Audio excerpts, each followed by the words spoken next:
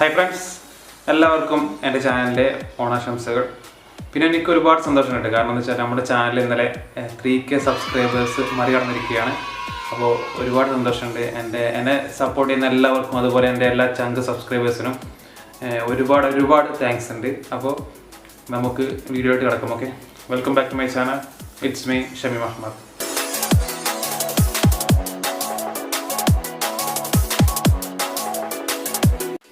ഇന്ന് ഞാൻ പറഞ്ഞിട്ടുള്ളത് സ്റ്റെൻസിൽ ആർട്ട് ട്യൂട്ടോറിയൽ വീഡിയോ ആണ്. അതായത് ഇതുപോലെ എങ്ങനെയാണ് നമുക്ക് ചെയ്യാമെന്നുള്ളതാണ് ഇന്ന് ഞാൻ ഈ വീഡിയോയിൽ കാണിച്ചു തരാൻ പോകുന്നത്.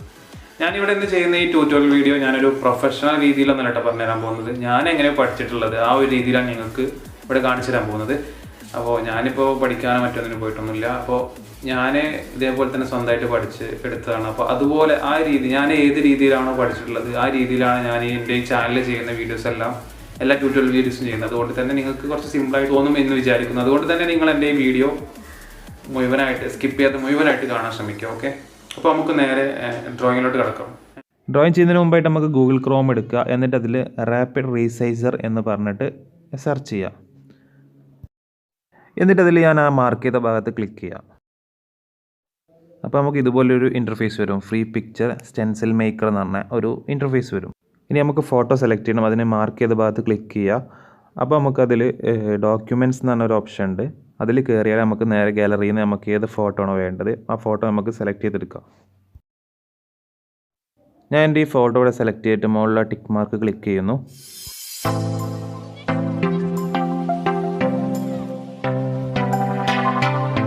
അപ്പോൾ നമ്മുടെ ഫോട്ടോ ഇതിലോട്ട് മാറിയിട്ടുണ്ട്. ഇതിപ്പോൾ എഡ്ജസ് എന്ന് പറഞ്ഞ ഒരു ഡിസൈനിലാണ് കിടക്കുന്നത്. ഞാനത് മാറ്റിയിട്ട് മൂന്നാമത്തെ ഓപ്ഷൻ ത്രഷോൾഡ് എന്ന് പറഞ്ഞ ഒരു ഡിസൈനിലോട്ട് മാറ്റുകയാണ്. അപ്പോൾ നമുക്ക് ഈ ഒരു ഡിസൈനിൽ കിട്ടും. അപ്പോൾ നമ്മുടെ ഫോട്ടോ ഒരു ക്ലിയർ അല്ലാത്തത് കൊണ്ട് ഡാർക്ക് കളർ വന്നല്ലോ. അപ്പോൾ നമുക്ക് എന്ത് ചെയ്യാം, അതിൻ്റെ അടിയിലുള്ള ഓപ്ഷൻ ഉണ്ട് ഡാർക്ക് വൈറ്റ്. അതിൽ നമുക്ക് എന്ത് ചെയ്യുക, കുറച്ച് വൈറ്റ് ആക്കി കൊടുക്കുക കൂട്ടിയിട്ട്. അതുപോലെ ഷാർപ്പ് സോഫ്റ്റ് എന്ന് പറഞ്ഞ വേറെ ഓപ്ഷൻ ഉണ്ട്. അതിൽ നമുക്ക് സോഫ്റ്റ് കുറച്ച് കൂട്ടി കൊടുക്കുക. അപ്പോൾ നമുക്ക് ഈ ഒരു രൂപത്തിൽ നമുക്ക് കിട്ടുന്നതാണ്. അപ്പോൾ എൻ്റെ ഈ ഫോട്ടോ ഈ ഒരു രൂപത്തിൽ കിട്ടിയിട്ടുണ്ട്. ഇത് നമുക്ക് വരക്കാവുന്നതാണ്. ഇപ്പോൾ ഇതൊരു സ്റ്റെൻസിൽ രൂപത്തിലായല്ലോ. ഇനി നമുക്ക് ഈ ഒരു ഫോട്ടോ നമുക്ക് വരച്ചെടുക്കാവുന്നതാണ്. അപ്പോൾ അത് നമുക്ക് ആദ്യം ഡൗൺലോഡ് ചെയ്തെടുക്കണം. പിന്നെ വേറെ കാര്യം ശ്രദ്ധിക്കേണ്ടത് എന്താണെന്ന് വെച്ചാൽ ഈ പ്ലെയിൻ ബാക്ക്ഗ്രൗണ്ട് ആയിട്ടുള്ള ഫോട്ടോകളായിരിക്കും നിങ്ങൾ ഇതുപോലെ ചെയ്യാൻ ചൂസ് ചെയ്യേണ്ടത്. അതിനുശേഷം നമുക്ക് ആ ഫോട്ടോ ഡൗൺലോഡ് ചെയ്തെടുക്കാം. അതാ സേവ് ടു യുവർ കമ്പ്യൂട്ടർ എന്ന് പറഞ്ഞാൽ അതിൽ ക്ലിക്ക് ചെയ്യുക. അപ്പോൾ നമ്മുടെ ഗാലറിക്ക് നേരിട്ട് സേവ് ആവുന്നതാണ്. അപ്പോൾ നമ്മുടെ ആ ഫോട്ടോ ഗാലറിയിലോട്ട് സേവ് ആയിട്ടുണ്ട് കേട്ടോ. ഓക്കെ, ഇനി ഞാനിത് നോക്കി വരക്കാൻ പോവുകയാണ്. ഇനി വരക്കാൻ തീരെ അറിയാത്തവർക്ക് വേണ്ടിയിട്ട് ഞാൻ വേറെ ടിപ്പ് പറഞ്ഞുതരാം. നമ്മൾ ഗൂഗിൾ പ്ലേ സ്റ്റോറിൽ കയറിയിട്ട് ഡ്രോയിങ് ഗ്രിഡ് മേക്കർ ആപ്പ് എന്ന് പറഞ്ഞ് സെർച്ച് ചെയ്യാം. അപ്പോൾ നിങ്ങൾ ചെയ്യേണ്ടത് ഈ ഒരു ആപ്ലിക്കേഷന് അതിൽ നിന്ന് ഡൗൺലോഡ് ചെയ്തെടുക്കുക പ്ലേ സ്റ്റോറിൽ നിന്ന്.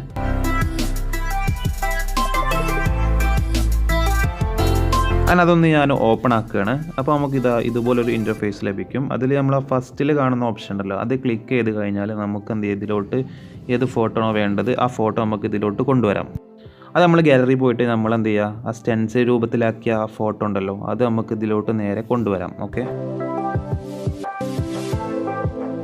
അപ്പോൾ അതിൽ ആൾറെഡി കള്ളികളായിട്ട് വന്നിട്ടുണ്ട്. അപ്പോൾ ഞാൻ കുറച്ചും കൂടി കൂട്ടി കൊടുക്കുകയാണ്. ഞാനൊരു 7 കള്ളികളായിട്ട് കൊടുക്കുകയാണ്. അപ്പോൾ വലത്തോട്ടും അതുപോലെ അടിയിലോട്ടും 7 കള്ളി വീതം കൊടുക്കുകയാണ്. ഞാനിവിടെ 7 കള്ളികളാണല്ലോ കൊടുക്കുന്നത്. അത് നമുക്ക് എത്രയും കൊടുക്കാം കേട്ടോ. നമ്മുടെ എത്ര കള്ളികൾ കൂട്ടി കൊടുക്കുന്നു അത്രയും നമ്മുടെ ഡ്രോയിങ് നന്നായി കിട്ടും. അപ്പോൾ നിങ്ങൾ എന്ത് ചെയ്യുക, കൂടുതൽ കള്ളികൾ ഉപയോഗിച്ചിട്ട് വരക്കാൻ ശ്രമിക്കുന്നതായിരിക്കും നല്ലത്, തീരെ അറിയാത്തവർ. ഇനി ആ ഡയഗ്രാം എന്ന ഓപ്ഷൻ ക്ലിക്ക് ചെയ്ത് കഴിഞ്ഞാൽ നമുക്ക് ഇതുപോലെ ലഭിക്കുന്നതാണ്. അപ്പോൾ ഇതും വേണമെങ്കിൽ നിങ്ങൾക്ക് യൂസ് ചെയ്യാം. അപ്പോൾ ഞാനത് ഉപയോഗിക്കുന്നില്ല, ഞാൻ സ്ക്വയർ മാത്രമേ ഉപയോഗിക്കുന്നുള്ളൂ. ഇനി ഇതൊരു ബ്ലാക്ക് ആൻഡ് വൈറ്റ് ഫോട്ടോ ആയതുകൊണ്ട് തന്നെ ഞാൻ അതിൻ്റെ ഗ്രിഡിൻ്റെ കളറൊന്ന് ചേഞ്ച് ചെയ്യണം. കാരണം അത് ബ്ലാക്ക് ഭാഗത്തു കൂടി പോയ ഗ്രിഡൊന്നും നമുക്ക് കാണാൻ സാധിക്കുന്നില്ല. അതുകൊണ്ട് തന്നെ കളറൊന്ന് ഞാൻ ചെറുതായിട്ടൊന്ന് ചേഞ്ച് ചെയ്ത് കൊടുക്കുകയാണ്. ഈ ഒരു ഓപ്ഷൻ ഉണ്ടല്ലോ കപ്പാസിറ്റി കേട്ടോ, നമ്മൾ ഗ്രിഡിൻ്റെ കളർ കൂട്ടാനും കുറയ്ക്കാനൊക്കെ ചെയ്യുന്നതാണ് അത്. പിന്നെ അതിന് മുകളിൽ വേറൊരു ഓപ്ഷൻ ഉണ്ട് RGB. അത് നമുക്ക് അങ്ങോട്ടും ഇങ്ങോട്ടും ഡ്രാഗ് ചെയ്ത് കഴിഞ്ഞാൽ നമുക്ക് അതിൻ്റെ കളറുകൾ ചേഞ്ച് ചെയ്യാൻ പറ്റുന്നതാണ്. അപ്പോൾ നമുക്ക് ഈ റെഡ് കളർ കൊടുക്കുകയാണ്. റെഡ് കളർ കൊടുത്താൽ നമുക്ക് എല്ലാ ഭാഗവും കാണാവുന്നതാണ്. കണ്ടോ, ബ്ലാക്കിലൂടെയും വൈറ്റിലൂടെ ഒക്കെ പോയത് നമുക്ക് കറക്റ്റായിട്ട് കാണാൻ സാധിക്കുന്നതാണ്. ഇതിലെ രണ്ടാമത്തെ ഓപ്ഷൻ ക്ലിക്ക് ചെയ്ത് കഴിഞ്ഞാൽ നമുക്ക് ഗാലറിയിലോട്ട് അത് സേവ് ആയി കിട്ടും. അപ്പോൾ നമുക്ക് ഗാലറി പോയിട്ട് അതൊന്ന് ഓപ്പൺ ആക്കി നോക്കാം. ഓക്കെ, ഇതൊക്കെ കണ്ടപ്പോൾ നിങ്ങൾ ഒരുപാട് കൺഫ്യൂസ്ഡ് ആയിട്ടുണ്ടാവും എന്തപ്പോൾ ചെയ്യണമെന്നുള്ളത്. അതൊക്കെ നിങ്ങൾക്ക് മാറിക്കിട്ടോ ഞാൻ വരച്ച് തുടങ്ങുമ്പോൾ. ഇപ്പോൾ നമ്മുടെ ഗാലറിയിൽ കണ്ട ഈ ഒരു ഫോട്ടോ സേവ് ആയിട്ടുണ്ട്. ഇനി നമുക്കിത് നോക്കിയിട്ടാണ് നമുക്ക് ചിത്രം വരയ്ക്കേണ്ടത്. ഓക്കെ, ഇനി നമുക്ക് ഡ്രോയിങ് ചെയ്യാം. അതിന് വേണ്ടിയിട്ട് ഞാൻ ഒരു A4 ഷീറ്റ്, പെൻസിൽ, സ്കെയിൽ എടുത്തിട്ടുണ്ട്. ഇനി നമുക്ക് അത് ചെയ്യാം. ആദ്യം ഈ ഒരു A4 ഷീറ്റിൽ നമുക്ക് ആ ഗ്രിഡ് ഒന്ന് വരച്ചെടുക്കണം. ഞാനതിൽ ടോട്ടൽ വലത്തോട്ടും അതുപോലെ താഴോട്ടും 7 കള്ളികൾ വീതമാണല്ലോ ചെയ്തിട്ടുള്ളത്. അതുകൊണ്ട് തന്നെ ഞാൻ ഓരോ കള്ളിയും ഓരോ സെൻറ്റിമീറ്റർ എടുത്താൽ ചെറുതായി പോകും. അതുകൊണ്ട് തന്നെ 2 സെൻറ്റിമീറ്റർ കള്ളിയുടെ നീളവും വീതിയും എടുത്തുകൊണ്ട് ഞാൻ 14 സെൻറ്റിമീറ്റർ ആ ടോട്ടൽ ആ കള്ളിയുടെ വലുപ്പം അളന്നെടുക്കുകയാണ്. എന്നിട്ട് അതിൽ 2 സെൻറ്റിമീറ്ററിൽ മാർക്ക് ചെയ്ത് കൊടുക്കുന്നു. ഇതുപോലെ 2, 4, 6, 8 അങ്ങനെ എല്ലാ ഭാഗത്തും ഇങ്ങനെ മാർക്ക് ചെയ്ത് കൊടുക്കുകയാണ്. നമുക്കിതൊരു സമചതുരത്തിൽ കിട്ടണം കേട്ടോ. അപ്പോൾ നമുക്ക് അത് കറക്റ്റ് കിട്ടാൻ വേണ്ടിയിട്ട് ഞാൻ ഈ ചെയ്യുന്ന മാതിരി നിങ്ങൾ ചെയ്ത് നോക്കുക. ഇനി അടിയിലോട്ട് ഇതുപോലെ എന്ത് ചെയ്യുക, നമുക്കൊരു 14 സെൻറ്റിമീറ്ററിൽ ആ 14 സെൻറ്റിമീറ്റർ ഭാഗത്ത് മാർക്ക് ചെയ്യുക. വരയ്ക്കരുത്, ജസ്റ്റ് ഒന്ന് മാർക്ക് ചെയ്യുക.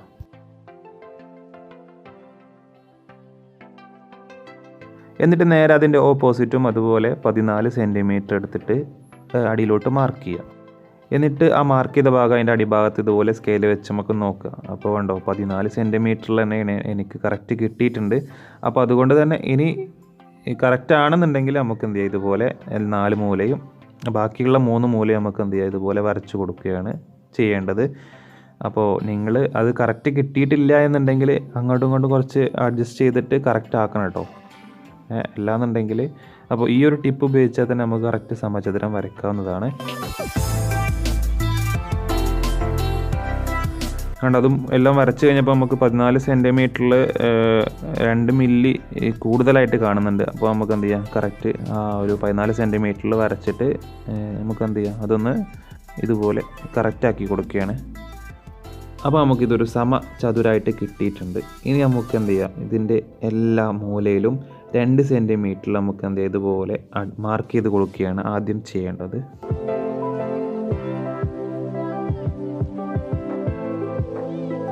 അപ്പോൾ ഞാനത് എല്ലാ ഭാഗത്തും മാർക്ക് ചെയ്ത് കഴിഞ്ഞിട്ടുണ്ട്. ഇനി നമുക്ക് ആ മാർക്ക് ചെയ്ത ഭാഗങ്ങൾ പരസ്പരം അങ്ങോട്ടും ഇങ്ങോട്ടും എന്ത് ചെയ്യുക, കൂട്ടി യോജിപ്പിക്കുകയാണ് ആദ്യം ചെയ്യുന്നത്. പിന്നെ നിങ്ങൾ ഇതുപോലെ ഗ്രിഡ് വരക്കുമ്പോൾ ലൈറ്റായിട്ട് വരക്കാൻ ശ്രമിക്കണം കേട്ടോ. കാരണം നമുക്കിത് മായ്ച്ച് കളയുള്ളതാണ്. അപ്പോൾ ഡാർക്കായിട്ട് വരച്ച് കഴിഞ്ഞാൽ നമുക്ക് മായ്ക്കാൻ കുറച്ച് പ്രയാസം ഉണ്ടാവും. അപ്പോൾ നമ്മുടെ ഗ്രിഡ് ഇവിടെ റെഡി ആയിട്ടുണ്ട്. ഇനി നമുക്ക് ഈ ഒരു സ്ക്വയറിൻ്റെ ഉള്ളിലാണ് നമുക്ക് ചിത്രം വരച്ചെടുക്കേണ്ടത്. ഇനി നമുക്ക് ആ ഫോട്ടോ ഇതിലോട്ട് വരക്കാം കേട്ടോ. അതിനുവേണ്ടി ആദ്യം അതിൻ്റെ മുകൾ ഭാഗമാണ് വരക്കുന്നത്. അപ്പോൾ ഫസ്റ്റിൽ നമുക്ക് 4ാമത്തെ കള്ളിയിൽ നിന്ന്, അപ്പോൾ 4ാമത്തെ കള്ളിയിൽ നിന്നാണ് നമുക്ക് തുടങ്ങേണ്ടത്. അപ്പോൾ അതിൻ്റെ ഈ ഒരു പോയിന്റിൽ നിന്നാണ് നമുക്ക് വരച്ച് തുടങ്ങേണ്ടത്. അപ്പോൾ നമുക്ക് ആ ഒരു ഭാഗം മാത്രം ഇതുപോലെ ഇങ്ങനെ വരച്ചു കൊടുക്കുക. നമുക്ക് ഈ ഒരു പോയിന്റ് വരെ അത് എത്തിക്കണം. അപ്പോൾ ആ ഭാഗം മാത്രം കറക്റ്റ് നമുക്ക് എന്ത് ചെയ്യാം, ഫസ്റ്റിലൊന്ന് വരച്ചു കൊടുക്കുക. അങ്ങനെ സാവധാനം വരച്ചാൽ മതി കേട്ടോ.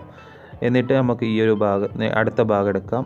എന്നിട്ട് അതിൽ കാണിക്കുന്നത് പോലെ നമുക്ക് ആ ഒരു കള്ളിയിൽ ഏത് ഭാഗം വരെയാണ് അത് എത്തുന്നത്, അപ്പോൾ എവിടെയാണ് അതിൻ്റെ ആ പോയിൻ്റ് മുട്ടുന്നത്, ആ ഒരു ഭാഗം മാത്രം നമുക്ക് അടുത്ത് വരച്ചു കൊടുക്കുക. അങ്ങനെ അതിൻ്റെ ഓരോ കള്ളിയിലും വരുന്ന ഭാഗങ്ങൾ നമ്മൾ കറക്റ്റ് നോക്കിയിട്ട് അതുപോലെ ഇങ്ങനെ വരച്ചു കൊടുക്കുകയാണ് ചെയ്യേണ്ടത്. തീരെ വരക്കാൻ അറിയാത്തവർക്ക് പഠിക്കാൻ വേണ്ടിയിട്ടാണ് ഞാൻ അത്രക്കും ഡീറ്റെയിൽ ആയിട്ട് പറഞ്ഞു കേട്ടോ. അപ്പോൾ അതുകൊണ്ട് തന്നെ നിങ്ങൾ വരക്കാൻ അറിയില്ല എന്ന് വിചാരിച്ചിട്ട് ഇത് സ്കിപ്പ് ചെയ്യരുത്.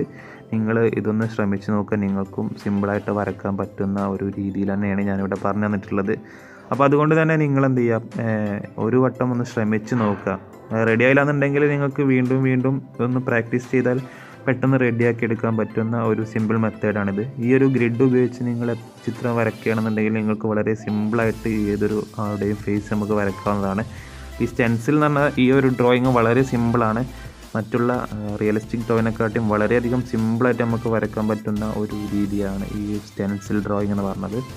അപ്പോൾ അതുകൊണ്ട് തന്നെ നിങ്ങൾ എന്ത് ചെയ്യുക, അതിൻ്റെ ഓരോ മുക്കും മൂലയും കറക്റ്റ് നോക്കിയിട്ട് ഇതുപോലെ ഇങ്ങനെ വരച്ച് കൊടുക്കുകയാണ് ആദ്യം ചെയ്യേണ്ടത്. ഓക്കെ, ഇതുപോലെ വരക്കുമ്പോൾ എന്ത് ചെയ്യുക, നമുക്ക് ചില ഭാഗങ്ങൾ നമുക്ക് കറക്റ്റായിട്ട് വരക്കാൻ സാധിക്കുന്നില്ല എന്നുണ്ടെങ്കിൽ നിങ്ങൾക്ക് ഗ്രിഡ് ഉണ്ടല്ലോ, ഈ ഒരു കള്ളിയുടെ എണ്ണം കുറച്ചും കൂടി കൂട്ടി കൊടുത്തു കഴിഞ്ഞാൽ ഒന്നും കൂടി സിമ്പിളായി കിട്ടും കേട്ടോ. അപ്പോൾ ഞാനിപ്പോൾ ഒരു 7 കൊടുത്തിട്ടുള്ളത് നിങ്ങൾ 10ഓ 12ഓ അങ്ങനെ കൂട്ടി കൊടുത്തു കഴിഞ്ഞാൽ ഒന്നും കൂടിയും അടുത്ത് വരും. അപ്പോൾ നിങ്ങൾക്ക് ഒന്നും കൂടി സിമ്പിളായിട്ട് വരക്കാൻ പറ്റും. അത് ഞാൻ പറഞ്ഞത്, കള്ളികൾ കൂടുന്തോറും നമുക്ക് നമ്മുടെ ചിത്രം മനോഹരമാക്കി വരക്കാൻ സാധിക്കും, സിമ്പിളായിട്ട് വരക്കാൻ സാധിക്കുന്നതാണ്. അപ്പോൾ നമുക്കിതിൽ ആകെ പ്രയാസമുള്ള ഒരു കാര്യം എന്താണെന്ന് വെച്ചാൽ ഇതുപോലെ ഗ്രിഡ് വരക്കുക എന്നുള്ളതാണ്.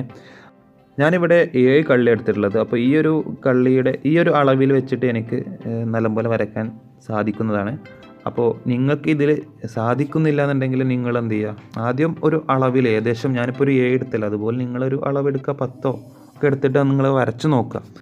നിങ്ങൾക്ക് ആ അളവിൽ നന്നായിട്ട് വരയ്ക്കാൻ സാധിക്കുന്നുണ്ടെന്നുണ്ടെങ്കിൽ പിന്നെ നിങ്ങൾ ചിത്രങ്ങൾ വരയ്ക്കുമ്പോൾ അത്രയും അളവിലെടുത്തിട്ട് വരയ്ക്കാൻ ശ്രമിക്കുക. ഇനി അതിൽ പറ്റുന്നില്ല എന്നുണ്ടെങ്കിൽ നിങ്ങൾ എന്ത് ചെയ്യുക, നിങ്ങളുടെ ആ സ്ക്വയറിൻ്റെ എണ്ണം കൂട്ടി നോക്കുക. എത്രത്തോളം നിങ്ങൾ കൂട്ടുമ്പോഴാണോ നിങ്ങളുടെ ചിത്രം നന്നാവുന്നത് അത്രയും നിങ്ങൾ എന്ത് ചെയ്യുക, കൂട്ടി കൊടുക്കുകയാണ് ചെയ്യേണ്ടത്. ഈ സ്ക്വയറിൻ്റെ എണ്ണം എത്ര സ്ക്വയർ വരയ്ക്കുമ്പോഴാണോ നിങ്ങളുടെ ചിത്രം നന്നാവുന്നത് പിന്നെ നിങ്ങൾ പ്രാക്ടീസ് ചെയ്യുമ്പോൾ അത്രയും സ്ക്വയർ വരച്ചുകൊണ്ട് പ്രാക്ടീസ് ചെയ്യാൻ ശ്രമിക്കുക. ഓക്കെ, ഇതുപോലെ ഗ്രിഡ് ഉപയോഗിച്ചുള്ള ഡ്രോയിങ് നിങ്ങൾ പഠിച്ചു കഴിഞ്ഞാൽ, സിമ്പിളാണ് പഠിക്കാൻ, ഇതൊന്ന് പഠിച്ചു കഴിഞ്ഞാൽ നിങ്ങൾക്ക് റിയലിസ്റ്റിക് ഡ്രോയിങ് ഒക്കെ വളരെ സിമ്പിളായിട്ട്, നമ്മളൊരു ഫേസൊക്കെ പെൻസിൽ ഡ്രോയിങ് ചെയ്യുമല്ലോ, ഫേസൊക്കെ വരയ്ക്കുക എന്നുള്ളത്, അതൊക്കെ ഈ ഒരു മെത്തേഡ് ഉപയോഗിച്ച് ചെയ്യണമെന്നുണ്ടെങ്കിൽ അടിപൊളിയായിട്ട് വരയ്ക്കാവുന്നതാണ്. അപ്പോൾ അവിടെ നമ്മുടെ ഔട്ട്ലൈൻ ഏകദേശം വരച്ച് കഴിഞ്ഞിട്ടുണ്ട് പെൻസിൽ കൊണ്ടുള്ളത്. ഇനി നമുക്കിതിൽ കളറിങ് ചെയ്യണം. അപ്പോൾ ഡാർക്ക് കളറാണ് കൊടുക്കുന്നത്. ഞാനിവിടെ ബ്ലാക്ക് മാർക്കറും ബ്ലാക്ക് CD മാർക്കറും എടുത്തിട്ടുണ്ട്. നിങ്ങൾ ആലോചിക്കുന്നുണ്ടോ ഇത് 2 മാർക്കർ ഉപയോഗിച്ചിട്ട് ഞാൻ അതിനെ കളർ ചെയ്യാനോ ഉപയോഗിക്കുന്നത് എന്നുള്ളത്. അപ്പോൾ ഞാൻ എന്താണെന്നുള്ളത് ഞാൻ ഇപ്പോൾ പറഞ്ഞുതരാം. ആദ്യം നമുക്ക് എന്ത് ചെയ്യാം, ആ പെൻസിൽ കൊണ്ട് ഔട്ട്ലൈൻ വരച്ചില്ല, അത് CD മാർക്കർ ഉപയോഗിച്ചിട്ട് ആദ്യം വരയ്ക്കുന്നു.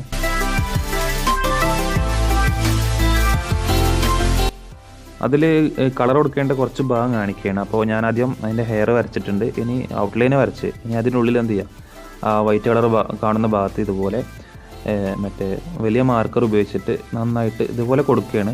പുറത്തേക്ക് പോകാൻ പാടില്ല കേട്ടോ, നമ്മൾ ഔട്ട്ലൈൻ വരച്ചതിൻ്റെ പുറത്ത് പോകാത്ത രീതിയിൽ ഇതുപോലെ വരച്ചു കൊടുക്കുക. അതുകൊണ്ട് പറ്റുന്ന ഭാഗങ്ങളിലൊക്കെ ഇതുപോലെ വരച്ചു കൊടുക്കുക. എന്നിട്ട് ബാക്കി വരുന്ന വൈറ്റ് കളർ വരുന്ന ഗ്യാപ്പ് ഉണ്ടല്ലോ, അത് ഈ ചെറിയ മാർക്കർ ഉപയോഗിച്ചുകൊണ്ട് അവിടെയും കളർ കൊടുക്കുക, പുറത്ത് പോകാത്ത രീതിയിൽ കളർ കൊടുക്കുക. ഞാൻ ഈ ഒരു രീതിയിൽ കളറിങ് ചെയ്യുന്നത് എന്താണെന്ന് വെച്ചാൽ പെട്ടെന്ന് തീർക്കാൻ വേണ്ടിയിട്ടാട്ടോ. ഈ ഒരു രീതിയിലാകുമ്പോൾ പെട്ടെന്ന് നമുക്ക് പരിപാടി കഴിക്കാം. നേരെ മറിച്ച് നമ്മൾ ആ ഒരു ചെറിയൊരു CD മാർക്കർ ഉപയോഗിച്ചിട്ട് ഇങ്ങനെ കൊടുത്തുകൊണ്ടിരിക്കുകയാണെന്നുണ്ടെങ്കിൽ ഒരുപാട് ടൈം എടുക്കും. അപ്പോൾ ആ ഒരു ടൈം ലാഭിക്കാൻ വേണ്ടിയിട്ടാണ് ഈ ഒരു മെത്തേഡ് ഉപയോഗിച്ചിട്ടുള്ളത്. നിങ്ങൾക്ക് നിങ്ങളുടെ അടുത്ത് ഇല്ല എന്നുണ്ടെങ്കിൽ നിങ്ങൾ CD മാർക്കറോ അല്ലെങ്കിൽ ബ്ലാക്ക് പെന്നോ ഉപയോഗിച്ചിട്ട് ഇതുപോലെ ഇങ്ങനെ കുത്തി വരച്ചുകൊണ്ട് നിൽക്കണം. അപ്പോൾ ആ ഒരു അത്രയും ടൈം നമുക്ക് ലാഭിക്കാൻ വേണ്ടിയിട്ടാണ് ഞാൻ ഈ ഒരു മാർക്കർ ഉപയോഗിച്ചിട്ട് വരച്ചു കൊടുക്കുന്നത്.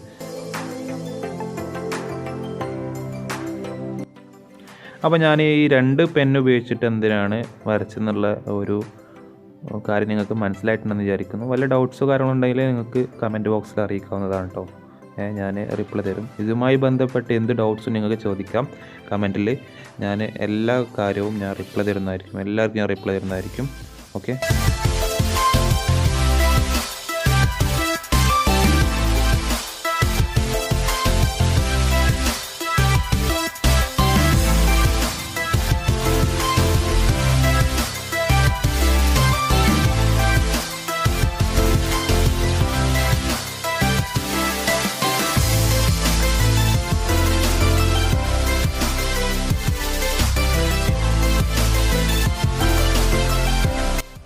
അങ്ങനെ അതിൽ ആ ബ്ലാക്ക് എല്ലാ ഭാഗത്തും കൊടുത്തു കഴിഞ്ഞാൽ ഇനി നമുക്ക് എന്ത് ചെയ്യാം, എറേസർ ഉപയോഗിച്ചുകൊണ്ട് പെൻസിൽ കൊണ്ട് നമ്മൾ വരച്ചിട്ടുണ്ടല്ലോ ആ ഭാഗങ്ങളൊക്കെ ഇതേപോലെ എറേസ് ചെയ്ത് കൊടുക്കുക.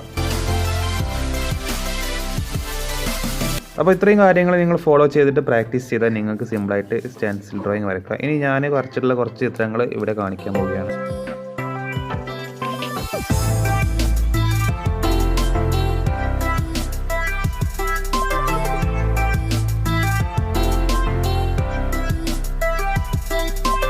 പിന്നെ ഇത് നമ്മുടെ കരിക്കിലെ പിള്ളേരുടെ ഒരു 12 പേരുടെ സ്റ്റെൻസിൽ ഡ്രോയിങ് അവിടെ ചെയ്തിട്ടുള്ളത്. ഇത് ഞാൻ കുറേ മുമ്പ് എൻ്റെ ചാനലിൽ ചെയ്തിട്ടുണ്ടായിരുന്നു. ഇത് കാണാത്തവർക്ക് വേണ്ടിയിട്ട് ഇതിൻ്റെ വീഡിയോ ഡിസ്ക്രിപ്ഷനിൽ കൊടുത്തിട്ടുണ്ട്, അതുപോലെ ഇതിൻ്റെ എൻ്റെ സ്ക്രീനിൽ കാണിക്കുന്നതാണ്. അപ്പോൾ നിങ്ങൾ ഇത് കഴിഞ്ഞിട്ട് ആ വീഡിയോ കാണാൻ മറക്കരുത്. ഓക്കെ, അപ്പോൾ ഇത്ര സിമ്പിളായിട്ട് നമുക്ക് ഈ സ്റ്റെൻസിൽ ഡ്രോയിങ് വരക്കാവുന്നതാണ്. നിങ്ങൾ ഡെയിലി കണ്ടിന്യൂസ് ആയിട്ട് ഇത് പ്രാക്ടീസ് ചെയ്തുകൊണ്ടിരുന്നാൽ നിങ്ങൾക്ക് നന്നായിട്ട് വരക്കാൻ സാധിക്കും. ഫസ്റ്റിൽ നിങ്ങൾ ചെയ്യുമ്പോൾ ഗ്രിഡൊക്കെ ഉപയോഗിച്ചിട്ട് ചെയ്യുക, ഒരു തുടക്കക്കാരനാണെന്നുണ്ടെങ്കിൽ. പിന്നെ നിങ്ങൾക്കത് ക്രമേണ അത് ഒഴിവാക്കി കഴിഞ്ഞാൽ നിങ്ങൾ സ്വന്തമായിട്ട് വരക്കാവുന്ന തന്നെ ഉള്ളൂ. അത്ര സിമ്പിളായിട്ട് ചെയ്യാവുന്ന ഒരു ഡ്രോയിങ്ങാണ്. മറ്റുള്ള നമ്മൾ എന്താ പറയുക, റിയലിസ്റ്റിക് ഡ്രോയിങ് ചെയ്യുന്നതിനെക്കാട്ടിയും വളരെ സിമ്പിളായിട്ട് നമുക്ക് ചെയ്യാൻ പറ്റുന്ന ഒരു ഡ്രോയിങ്ങാണ് ഈ സ്റ്റെൻസിൽ ആർട്ട് എന്ന് പറയുന്നത്. അതുപോലെ തന്നെ ഞാൻ സ്ക്രിബിൾ ഡ്രോയിങ്ങിൻ്റെ ഞാൻ മുമ്പ് ഒരു പൃഥ്വിരാജിൻ്റെ ഫേസ് വരയ്ക്കുന്ന ഒരു ഡ്രോയിങ് ചെയ്തിരുന്നു, സ്ക്രിബിൾ ഡ്രോയിങ്.